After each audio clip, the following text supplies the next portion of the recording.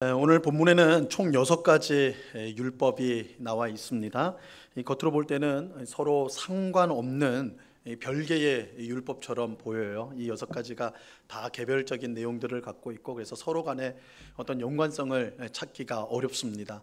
그런데 이제 주의 깊게 오늘 말씀, 오늘 6가지 율법을 살펴보면 크게 2가지 주제로 묶여진다는 것을 알 수가 있습니다. 그리고 이 2가지 이 중요한 주제는 나중에는 한 가지로 다시 모여지게 됩니다.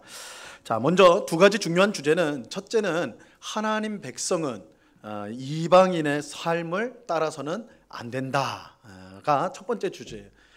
하나님의 백성은 하나님을 모르는 이방인들, 세상 사람들의 삶을 따라가서는 안 된다. 이건 이제 첫 번째 중요한 주제이고, 두 번째 중요한 주제는 하나님의 백성은 하나님의 성품을 배워서 하나님의 성품을 드러내는 삶을 살아야 한다. 그래서 이게 이제 소극적이고 적극적인 의미로 이제 할 수가 있는데, 소극적으로는 이 세상 삶을, 사람의 삶을 성도는 따라가면 안 된다라는 것이고, 그럼 성도는 어떻게 적극적으로 어떻게 살아야 되느냐?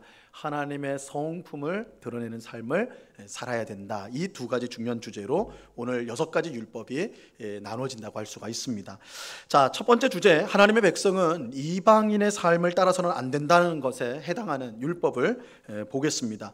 자, 오늘 본문 5절 말씀인데요, 우리 5절을 같이 한번 읽어봅니다. 시작. 여자는 남자의 의복을 입지 말 것이요 남자는 여자의 의복을 입지 말 것이라. 이같이 하는 자는 내 하나님 여호와께 가증한 자니라. 이 말씀을 딱 읽으면 첫 인상이 어떻습니까? 하나님이 별걸 다 상관하시네, 그죠? 별걸 다 참견하시네, 이런 생각이 들죠. 뭐 옷 입는 거 가지고 이렇게 하시나. 우리가 이제 집에서 보통 이제 아내들이 남편 뭐 그냥 잠바나 겉옷은 그냥 쉽게 입을 수 있잖아요, 그죠? 저희 집 같은 경우는 거꾸로는 안 돼요. 제가 아내 옷을 입는 거는 참사가 되는 것이고, 아이들이 아빠 엄마 옷 뭐 걸쳐 입는 거 얼마든지 있을 수 있는 거잖아요. 그런데 오늘 말씀은 안 된다, 이렇게 말씀하고 있는 거예요. 그런데 사실 이 율법은 단순히 옷을 입는 문제, 의복에 관한 문제를 다루는 것이 아닙니다. 이스라엘 백성이 이제 곧 가나안 땅에 들어가게 되는데, 이 가나안 땅에 살던 민족들은 하나님이 주신 복된 성관계에 만족하지 못하고 이 변태적 성행위를 일삼았어요. 이 여자가 남자 옷을 입고 남자가 여자 옷을 입는다는 것은 이런 변태적 성행위를 뜻하는 것입니다. 하나님은 한 남자와 한 여자가 부부가 될 때 성관계를 통해 하나가 되는 기쁨과 즐거움을 누리도록 하셨습니다. 이 성관계는 하나님께서 부부에게 주신 더 없는 쾌락이고 즐거움이에요. 부부 안에서 누리도록 하나님이 주신 가장 큰 복 중에 하나가 이 성관계입니다. 하지만 가나안 민족들은 그것에 만족하지 못하고 이 성적 욕망의 노예가 되어서 온갖 변태적 성행위를 일삼았던 것입니다. 부부 안에서 허락되는 성관계를 넘어서서 배우자가 아닌 다른 상대들과 이 성관계를 맺는다든지, 또한 어떤 변태적인 그런 행위를 한다든지, 이런 일들이 만연했다라는 거예요. 하나님은 이런 행위를 율법을 통해 지금 금지하시는 것입니다. 근데 이 율법은 단순히 이 변태적 성행위에 대해서만 문제 삼는 것은 아닙니다. 학자들에 의하면 가나안 땅이 포함된 이 고대 근동 지방, 우리가 이제 보통 고대 근동이라고 그러면 가나안 땅을 중심으로 해서 그 주변 지역 전체를 고대 근동이라고 이제 부르는데요. 이 고대 근동 지방에서 아이를 많이 낳기 위해서, 다산을 하기 위해서, 아이를 많이 낳기 위해서 남자와 여자가 서로의 옷을 바꿔서 입는 그런 종교 의식이 있었다고 해요. 오늘날과 달리 고대 사회에서는 아이를 많이 낳는 것을 신의 축복이라고 생각했습니다. 반대로 아이를 갖지 못하는 것을 신의 저주라고 생각을 했어요. 그래서 하여튼 많이 좀 아이를 낳아야 되겠다, 이런 생각들이 다 있었던 거예요. 그러니까 그 방법 중에 하나가 남자와 여자가 서로 옷을 바꿔 입음으로써 아이를 많이 낳으려고 했던 그런 종교 의식이 성행했던 것이죠. 하지만 아이를 낳는 것은요, 이런 좀 이상한 이 종교 행위를 통해서, 의식을 통해서 되어지는 것이 결코 아닙니다. 성경은 일관되게 자식은 하나님께서 주시는 것이다, 이렇게 말씀합니다. 시편 127편 3절 말씀에 보면요, 보라, 자식들은 여호와의 기업이요 태의 열매는 그의 상급이로다, 이렇게 분명하게 말씀하고 있어요. 하나님이 주시는 거예요. 그래서 성경에 나오는 모든 하나님을 섬기는 사람들은 아이가 없을 때 하나님 앞에 기도했어요. 하나님 앞에 구했다고요. 하나님이 그 응답을 주셔서 자녀를 허락하여 주셨습니다. 그렇게 하나님은 아이를 많이 낳기 위해 하는 이 이방인의 종교 의식을 금지하시는 것입니다. 이렇게 보면 남자와 여자가 서로 옷을 바꿔 입어서는 안 된다라는 이 율법은 이 가나안 민족들의 변태적 성행위와 또한 아이를 많이 낳기 위한 종교 의식을 금하는 것이다 라고 할 수가 있는 것이죠. 의복 문제가 아니에요. 이것은 하나님의 백성이 하나님을 모르는 이방 백성의 삶을 따라서는 안 된다라는 것을 보여주는 것이죠. 그래서 하나님이 옷 입는 것까지 참견하시는구나, 그것이 아니라 이 남자가 여자 옷 입지 말고 여자가 남자 옷 입지 말라는 것은 하나님이 주신 축복된 부부 안에서의 성관계를 자기 성적 욕망을 따라 엉뚱하게 변태적인 성행위를 하는 것, 그거를 금지하는 것이요, 또 다산을 위해서 아이를 많이 낳기 위해서 하는 이방의 종교 의식을 너희는 따라가면 안 된다. 하나님의 백성은 이방인의 삶을 따라가서는 안 된다라는 것을 가르치는 것입니다. 자, 그리고 오늘 본문 9절에서 11절에 나오는 세 가지 율법, 계속해서 이제 세 가지 율법이 나란히 나오는데, 이것도 마찬가지로 하나님 백성이 이방 백성의 삶을 따라서는 안 된다는 내용을 가지고 있어요. 자, 먼저 9절 말씀을 보시기 바랍니다. 9절 같이 한번 읽어봅니다. 시작. 내 포도원에 두 종자를 섞어 뿌리지 말라.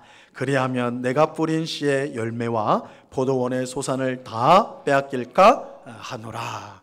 이 포도원에 두 가지 종류의 씨를 뿌려서는 안 된다, 이렇게 말씀해요. 근데 이것도 참 우리가 생각하기에는 이게 문제가 뭐가 될까, 그죠? 땅인데, 거기에 포도나무를 심은 땅인데 거기에 좀 여유가 있으면 뭐 채소, 그죠? 상추도 심고 고추도 심고 뭐 이렇게 심으면 안 되는가? 두 종류가 아니라 세 종류, 네 종류를 심는다 한들 이게 무슨 문제가 될까? 물론 이제 농사의 효율성을 위해서 여러 개를 심으면 뭐 나쁠 수도 있겠죠. 뭐 그런 거는 우리가 생각할 수 있지만 이거 심는 자체가 왜 하나님께서 이걸 금지하시는 것일까? 이런 생각이 들어요. 자, 하지만 여기서도 우리는 이제 학자들의 연구에 귀를 기울일 필요가 있는데요. 이스라엘 백성이 종살이를 하다가 구출을 받은 애굽, 이집트죠. 애굽에서는 이 포도원에 채소와 포도를 함께 심는 관습이 있었다고 그래요. 그러니까 애굽에서 하는 행습이에요. 애굽 사람들은 포도원에 그 사이사이에 채소도 함께 심었던 것 같습니다. 자, 이렇게 보면 하나님께서 포도원에 두 종자를 섞어 뿌리지 말라는 것은 애굽 사람들이 하는 것처럼 하지 말라는 것이죠. 애굽 사람들이 하는 것처럼 너희는 해서는 안 된다. 즉 이스라엘 백성은 이제 애굽 사람의 종이 아니라 너희는 이제 하나님의 종이 되었다. 그러니 애굽 사람들이 하는 것처럼 살면 안 되고 하나님의 종답게 그들과 다른 구별된 삶을 살아야 된다. 이것이 이 율법에 담긴 의미인 것입니다.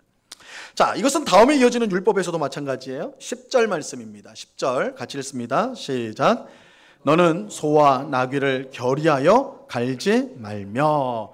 이 결의한다는 말이 굉장히 어려운 말인데, 이제 농사를 지을 때 소 한 마리로 이제 소 한 마리보다는 소 두 마리가 더 나을 거 아니에요, 그렇죠? 두 마리를 같이 묶어서 이제 뭐 밭을 갈거나 이럴 때 이걸 결의라고 해요, 결의.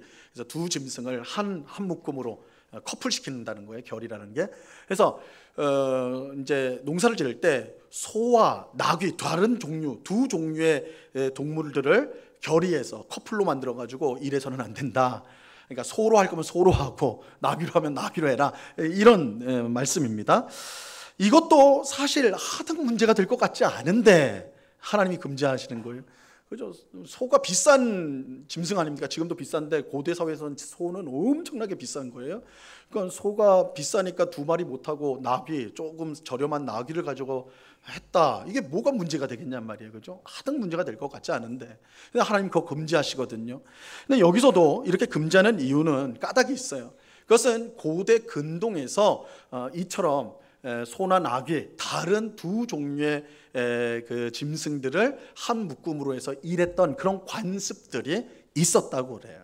그러니까 하나님께서 여기서 명령하는 것은 이 종류가 다른 두 짐승을 함께 묶어서 일하는 건 그 자체에 어떤 큰 문제나 범죄적인 그런 것이 있기 때문이 아니라, 그렇게 하는 것은 누가 하는 거라고요? 이방인들이 하는 거라는 거예요. 이방인들, 너희 주변에 있는 이방인들, 하나님을 모르는 사람들이 그렇게 하는 거다. 그러니까 너희는 그들을 따라가면 안 돼.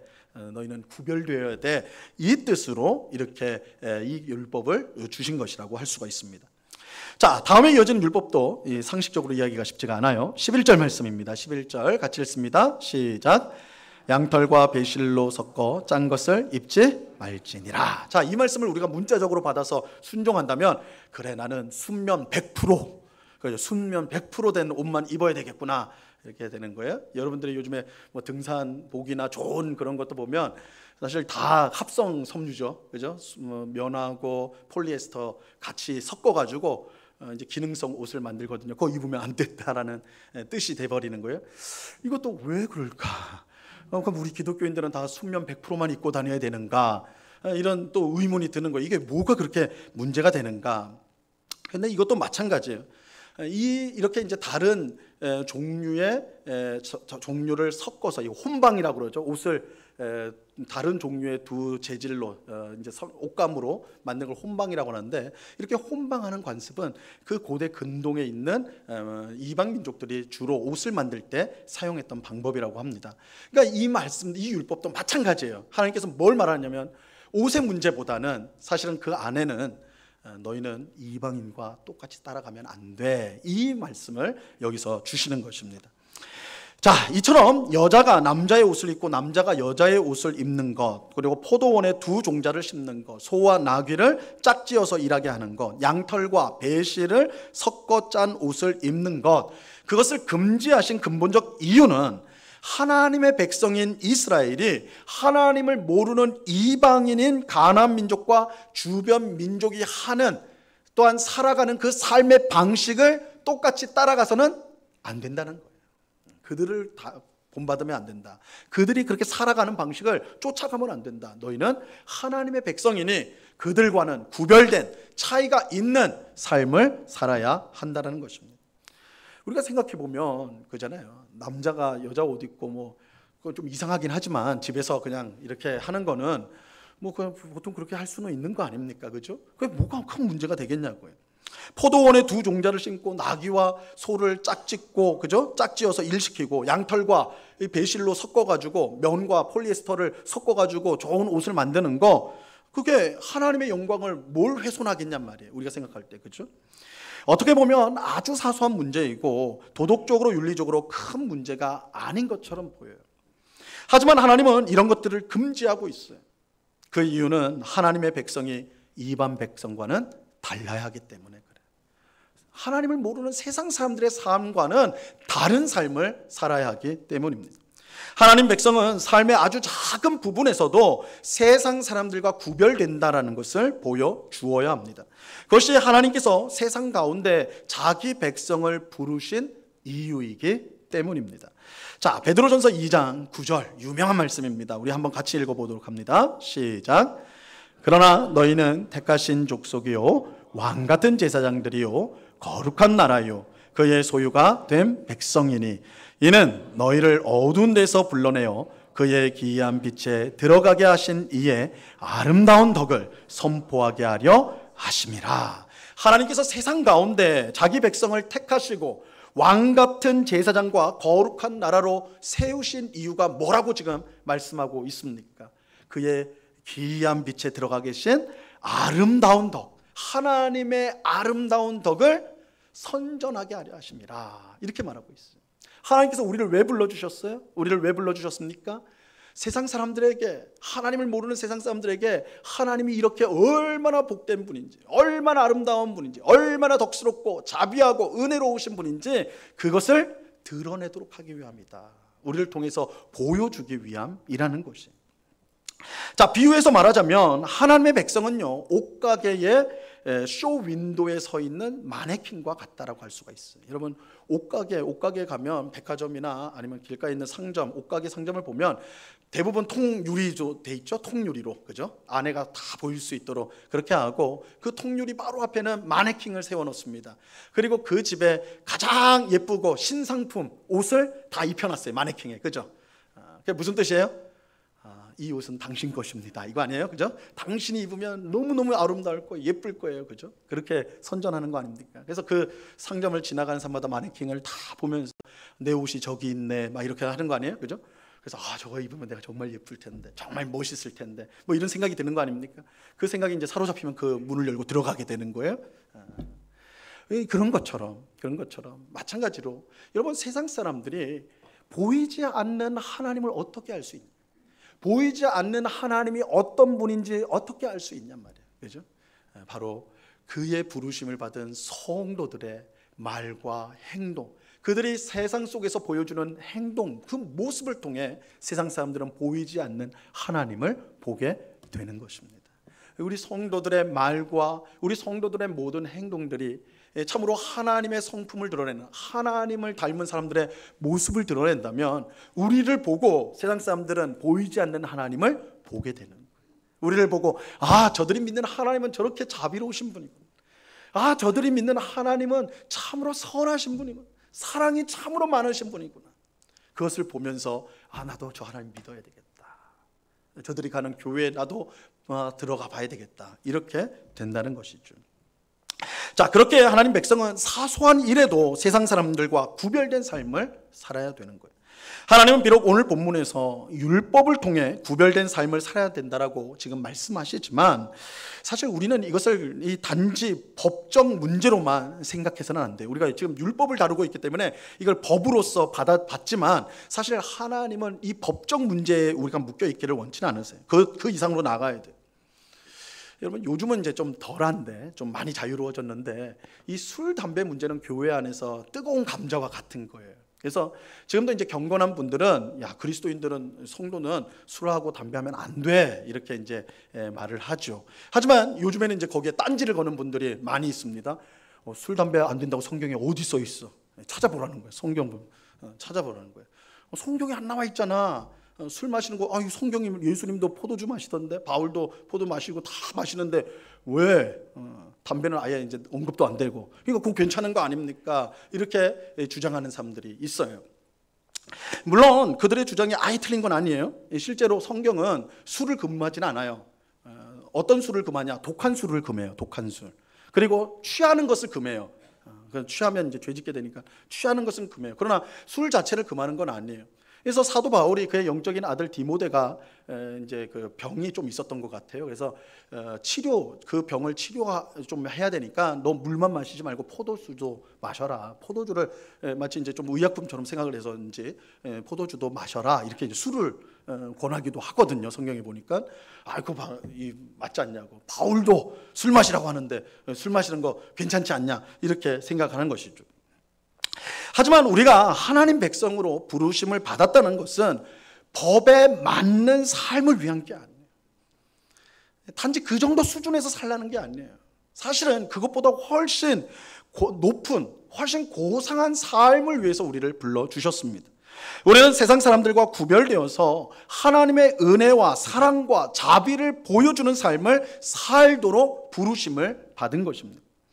여러분, 우리가 만약 술에 취해서 정신 못 차리고 늘 담배에 쩔어 있어서 몸에서 그냥 그 냄새가 막 그렇게 난다고 한다면, 세상 사람들이 그런 우리를 보고 하나님의 은혜와 사랑과 자비를 볼 수 있겠냔 말이에요.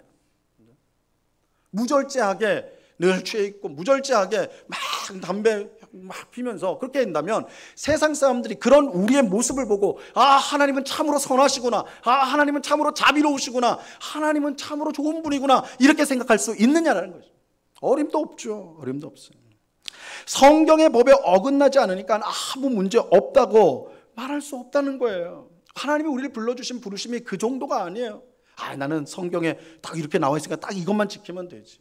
아니요. 하나님은 그 이상으로 우리를 고상하게 불러주셨습니다.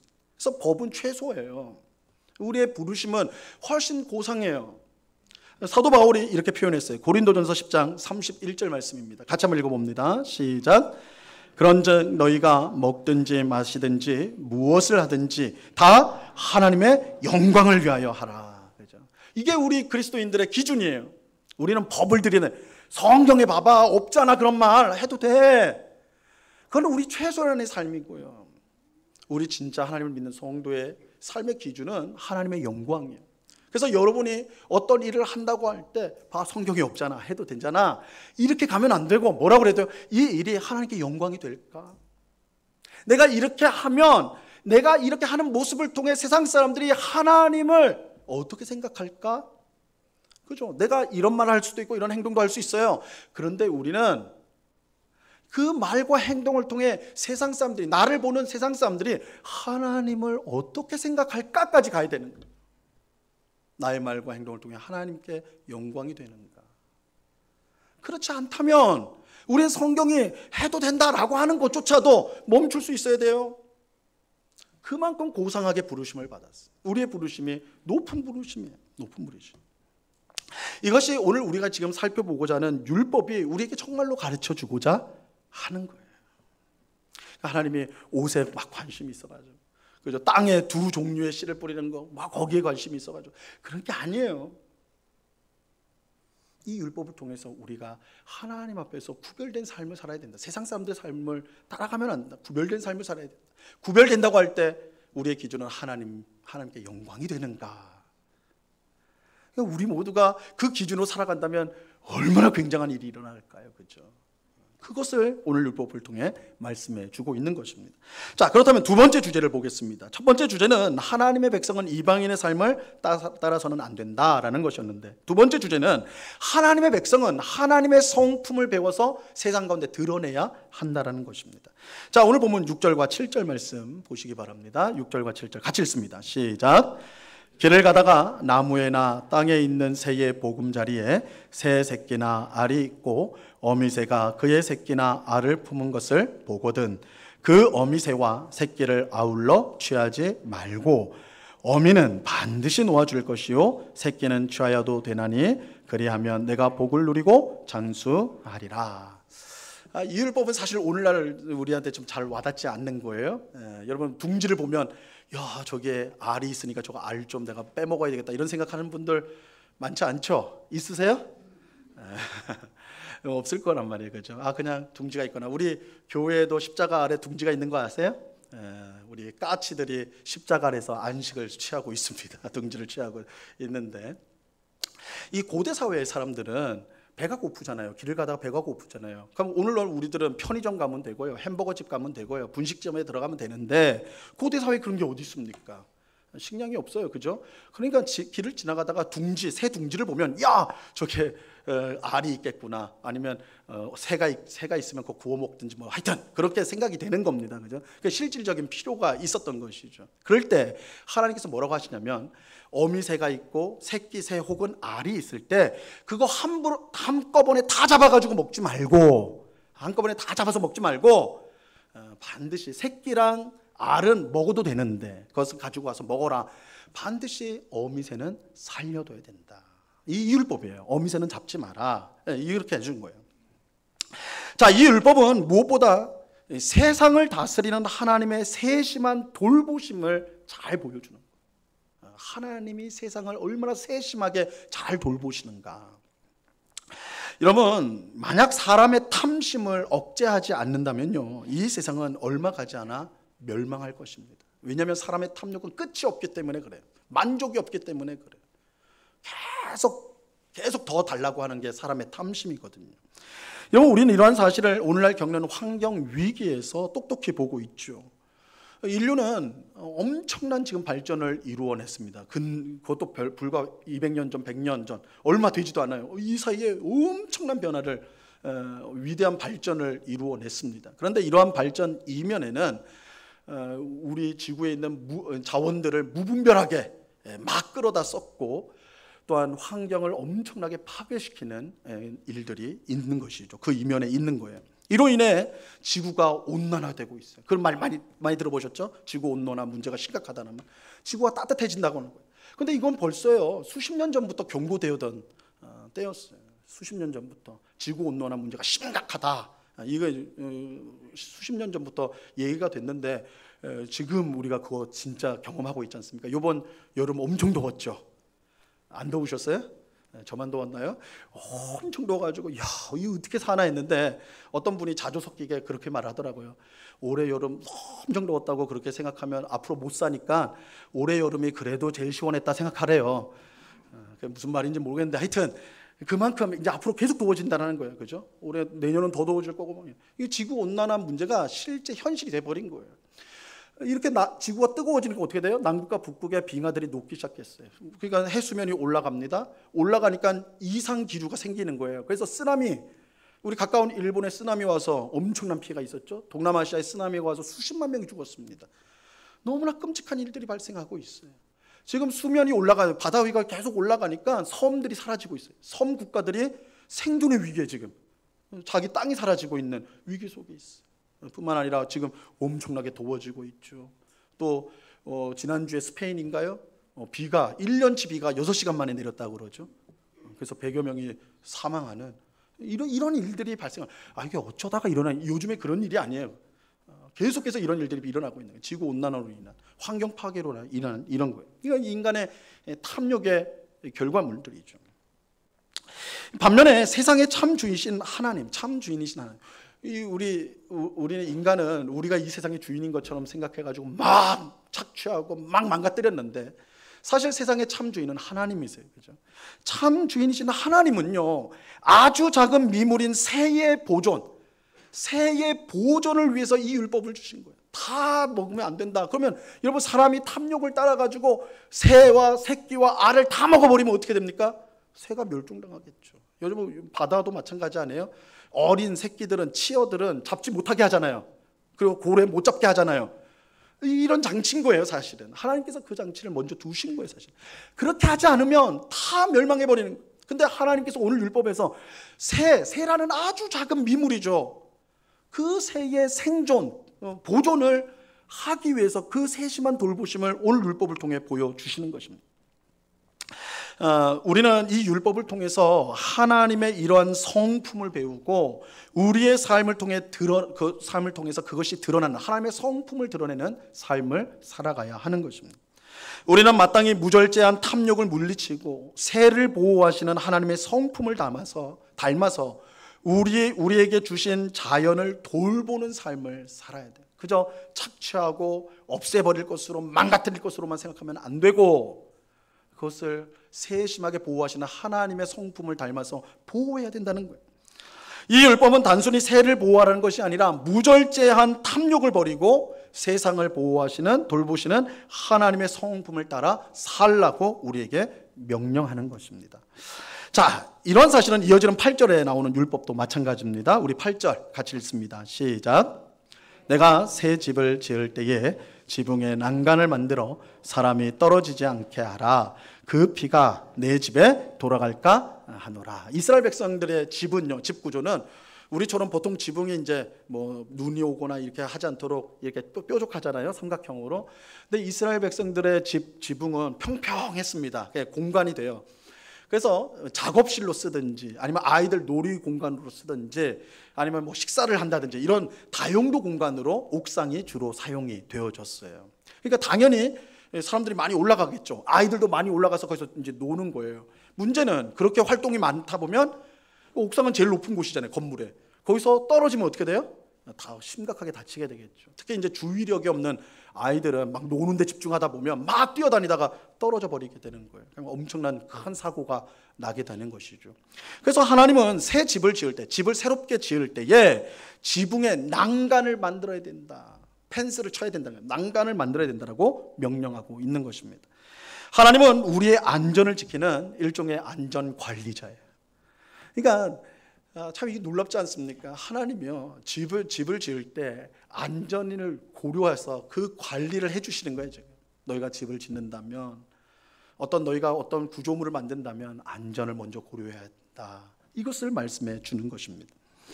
여러분, 사람은 탐욕으로 돈을 아끼기 위해서 위험한 환경을 만들거나 혹은 방치할 때가 얼마나 많은지 몰라요. 이런 불과 5, 60년 전만 해도요, 공장에서 아주 위험한 기계가 돌아가는 공장에서 청소년들이 일을 하였습니다. 그죠? 우리 연세 많은 우리 성도님들은 기억하실 거예요. 청소년들, 아주 젊은 사람들이 그런 공장에서 일을 하는 거예요.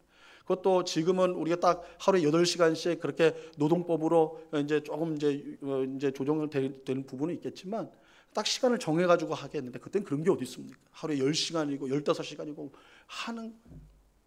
그러니까 그 잠만을 나이에 청소년들이 돈 벌겠다고 나와가지고, 그죠? 그래도 뭐 집안을 살려야 되니까 나와야 되는 거예요. 나와서 일하다 보면 어떻게 돼요? 졸다가 손가락 잘리고 다리 잘리고 이런 일들이 비일비재하게 일어났거든요. 사실은 이 돈을 써가지고 안전장치를 마련하고 또 사람들을 더 많이 고용해서 하면 얼마든지 막을 수가 있는데, 사람의 탐욕 때문에 저거 좀 사고 나더라도, 좀 누가 희생되더라도 그렇게 장치를 안 하면 돈을 아낄 수가 있고 더 돈을 벌 수 있으니까 그렇게 방치한 거 아닙니까? 그런 것들이 불과 몇십 년 전 일이에요. 근데 이거는 부끄럽게도 과거의 일로 끝난 게 아니고 지금도 현재 진행형이죠. 여러분 요즘에 뉴스 기사 보신 분들 기억할 거예요. 새벽 배송이라고 요즘에 얼마나 편리합니까, 그죠? 근데 새벽에 더 많은 택배를 배송하라고 회사에서 압박을 해가지고 이 택배 노동자들이 계속해서 죽어가고 있어요. 계속해서 죽어가고 있어요. 이건 뉴스가 계속 나오고 있거든요. 오늘 율법을 통해 하나님은 우리 모두가 안전한 환경 속에서 살아야 된다는 것을 분명하게 말씀해 주고 있어요. 사람의 탐욕이 만든 위험한 환경을 방치해서는 안 된다는 거예요. 우리는 이 율법을 통해 우리를 안전한 환경 가운데서 살도록 또 지키기를 원하시는 하나님의 성품을 배워야 하는 것입니다. 우리는 그 성품을 배워서 더욱 안전한 환경을 만드는 일에 앞장서야 되는 것입니다. 왜냐하면 우리는 하나님의 성품을 세상에 보여주는 삶으로 부르심을 받았기 때문입니다. 우리는 지금까지 이제 6가지 율법이 두 가지 주제로 묶인다는 것을 보았어요. 첫째는 하나님의 백성이 이방인의 삶을 따라서는 안 된다, 구별되어야 된다. 이게 첫 번째 주제였고, 두 번째 주제는 하나님의 백성은 하나님의 성품을 배워서 그 성품을 세상 가운데 드러내야 된다라는 것이었습니다. 근데 이 두 가지 주제는 설교를 시작하면서 제가 말씀드린 것처럼 하나의 큰 주제로 다시 묶여집니다. 그 하나의 큰 주제가 뭐냐? 하나님 백성은 세상 사람들과 달라야 한다는 것입니다. 그래서 오늘 설교 제목처럼 하나님은 우리에게 말씀하세요. 너희는 달라야 한다. 너희는 달라야 한다라고 말씀하세요. 자, 그런데 어떻게 달라야 합니까? 소극적으로는 하나님을 모르는 세상 사람들의 삶과 구별되는 것을 통해 달라야 돼요. 세상 사람들은 자신의 욕망을 따라 마음이 이끄는 대로 살아가요. 하지만 하나님 백성은 하나님의 영광을 위해 살아가요. 여러분, 이게 기준이에요. 하나님의 영광을 위해 살아가요. 아무리 작은 일이라도 하나님의 영광을 위해서 하는 거예요. 우리는 하나님 나라를 세상에 보여주는 옷가게의 쇼 윈도우 마네킹과 같아요. 우리는 말과 생각과 행동을 통해 하나님 나라를 보여주어야 합니다. 우리가 세상 사람들과 같은 삶을 산다면 그들은 하나님 나라를 외면하게 될 거예요. 그들에게 하나님 나라는 이 세상과 전혀 다른 것처럼 보이지 않을 것이기 때문이죠. 뭔가 달라야지, 이야 저런 나라가 있나? 하나님 믿는다는 게 저런가? 이렇게 되는 거 아니겠습니까? 그렇죠? 달라야 된다는 거예요. 또 우리는 적극적으로도 세상 사람과 달라야 되는데 그것은 하나님의 성품을 배워서 세상 가운데 드러나게 하는 것입니다. 우리는 하나님의 사랑과 은혜와 자비와 관대함과 성실함을 배워야 돼요. 그래서 우리의 삶 가운데 그 성품이 드러나도록 해야 되는 것입니다. 사람의 탐욕으로 왜곡되고 망가진 이 세상을 하나님의 성품으로 회복하는 일에 우리 성도가 앞장서야 하는 것입니다. 하나님은 단지 이 세상에서 바라는 것을 이루고 죽어서는 천국에 가도록 우리를 구원하신 것이 아니에요. 여러분, 우리는 구원을 그렇게만 이해할 때가 많아요. 그렇죠? 구원을 내가 하나님 앞에 기도해서 원하는 거 바라는 거 받아내고 죽어서는 천국에 가는 거, 이게 구원 아닙니까? 그런데 여러분, 성경 창세기부터 요한계시록까지 다 들춰보세요. 그런 구원을 성경은 말씀하지 않아요. 그런 구원 없어요. 하나님이 우리를 부르시고 구원하신 것은 훨씬 더 고상한 목적이 있기 때문에 그래요. 우리가 세상 사람들과 다르게 삶으로 그들이 하나님께 돌아오도록 하는 거예요. 우리가 세상 사람들과 다르게 삶으로 탐욕으로 얼룩진 세상을 더 안전하고 복된 곳으로 회복해 나가는 것입니다. 이런 점에서 하나님은 우리를 구원하심으로 그의 일을 마친 게 아니에요. 우리를 구원하심으로 세상을 구원하는 일을 계속해서 하고 계시는 거예요. 우리는 구원받은 사람일 뿐만 아니라 하나님의 구원 역사를 함께 이루어가는 사람들이에요. 이 사실을 분명히 아는 성도는 세상 사람들과 다른 삶을 살 수밖에 없는 것이죠. 너희는 달라야 한다 라는 주님의 말씀에 아멘으로 순종할 수밖에 없는 것입니다.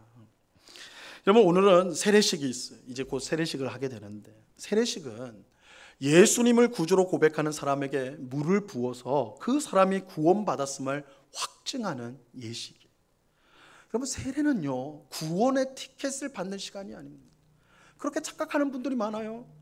나 세례 받았으니까 난 천국에 가는 거야, 이렇게 생각해요. 그렇지 않아요. 여러분, 세례식 때 왜 물을 부을까요? 왜 물을 묻힐까요? 그 물을 통해서 이전의 나의 모습이 다 씻어지는 거예요. 좀 더 무섭게 말하면 죽는 거예요. 우리의 옛사람이 죽었으니까 어떻게 돼요? 새 사람이 되는 거예요. 이전에는 세상 사람들처럼 살았어요. 하나님의 성품이 아니라 나의 얼룩진 탐욕의 성품으로 살았단 말이에요. 그런데 물로 씻어짐으로 새 사람이 되어서 이제는 하나님의 성품을 드러내는 삶을 살게 되는 거예요. 여러분, 이것이 세례식의 의미인 것입니다. 오늘 예배하는 우리 모두가 너희는 달라야 된다라는 이 주님의 말씀에 순종할 수 있기를 간절히 바랍니다. 세상 사람들의 삶을 따르지 않고 무슨 일이든지 하나님의 영광을 위해 하는 구별된 삶을 살아가는 우리 모두가 될 수 있기를 바랍니다. 하나님의 성품을 배워 세상 가운데 드러내므로 하나님 나라를 보여주는 하나님의 복되심, 하나님이 얼마나 좋은 분인가를 드러내는 우리가 되기를 바라요. 그래서 이러한 삶을 통해 하나님이 우리를 부르시고 구원하신 고상한 목적을 이루어 하나님을 기쁘시게 하는 삶을 날마다 살아가는 오늘 우리 모두가 될 수 있기를 우리 주님의 이름으로 간절히 축원합니다. 기도하겠습니다. 하나님 아버지, 감사합니다. 주님, 우리에게 너희는 달라야 된다고 말씀합니다. 우리가 교회에 다니고 예수 믿는 사람이고 천국을 소망한 사람인데 거기에 그치는 것이 아니라 세상 사람들과 다른 구별된 삶을 살고 하나님의 성품을 배워 그 성품을 드러내는 삶, 우리의 말과 우리의 행실을 통해서 하나님을 드러내는, 하나님 나라의 아름다움을 드러내는 삶으로 우리가 부르심을 받았다는 것, 구원받았다는 것 꼭 기억하게 하시고 정말 다른 삶을 살아가는 주의 백성들 되게 하여 주시옵소서. 오늘 세례를 받는, 또한 우리 세례받는 이들도 오늘 말씀처럼 이제 우리가 다른 사람이 되었다는 걸 기억하고 하나님을 기쁘시게 하는, 하나님의 영광을 위해 살아가는 복된 주의 백성 되게 하여 주시옵소서. 감사하며 예수님의 이름으로 기도드리옵나이다. 아멘.